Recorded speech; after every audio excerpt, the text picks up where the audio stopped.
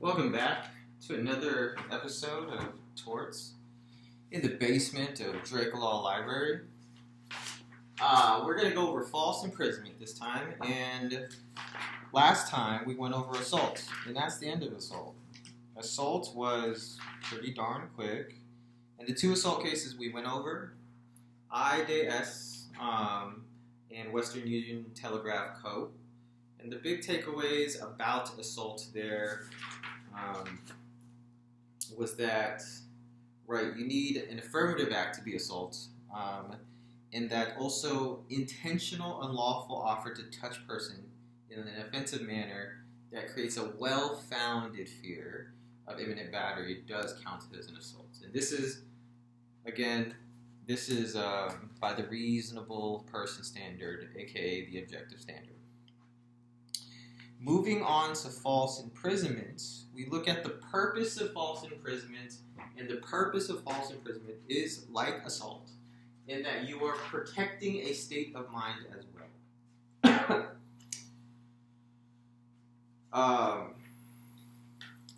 So the case for this one is Big Town Nursing Home versus Newman, and the holding of it essentially digs out some of the elements of the case that are further established by later cases that we will see.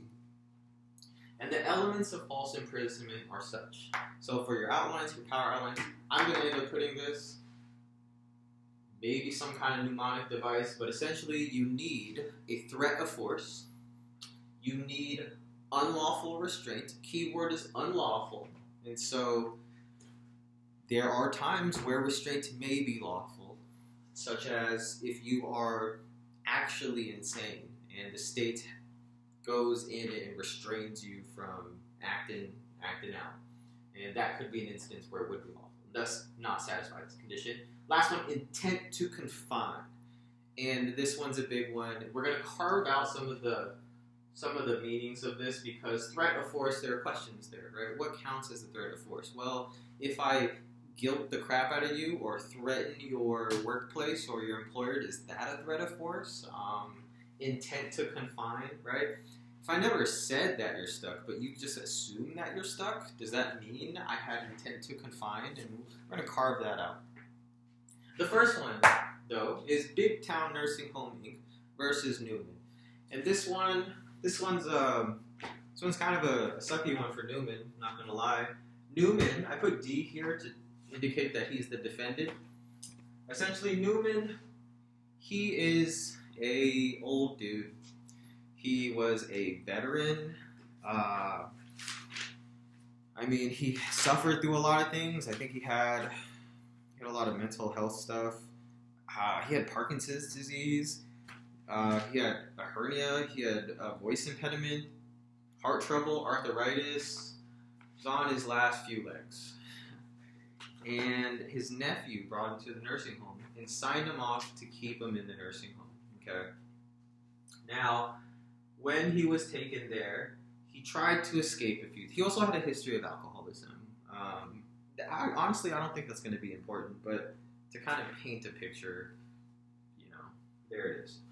And he tried to escape multiple times. And a big thing here is that in the forms that his nephew signed, it never said to keep him there at all costs. It said,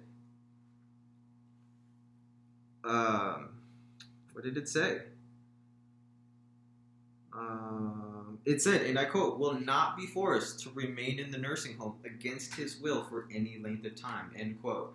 And so, he had every legal right to leave, TBH. So he tried to leave, and the staff detained him.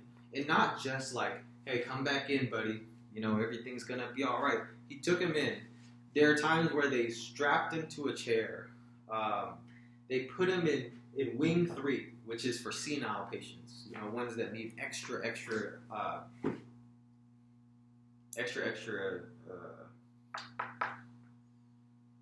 monitoring. That's the word. And through it all, he made numerous attempts. They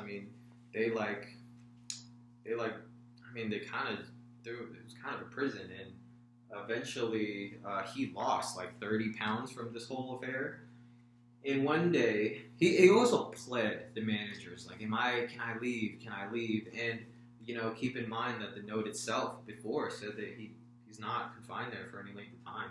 And so, one of the days, there was also a point also that the nursing home changed the social security checks from going to him, to Newman, to the nursing home. Like, these folks really, I don't know if they didn't read it or what, but one of the days Newman eventually escaped. He took a taxi back to Dallas, and then, as you can imagine, he sued for false imprisonment. The holding of this, real quick, it doesn't need to really linger, is that it really satisfies all three of these elements. And so, instructive in that we kind of see it in action. There was a threat of force. I mean, they actually used force in this one. And so, restraining him to a chair clearly meets that condition. Unlawful restraint. He had every right to leave at that point, right? The paper said so. And intent to confine, again, they took him in. So, easy one to kind of satisfy the conditions. The next case is kind of carve out more meaning with this one.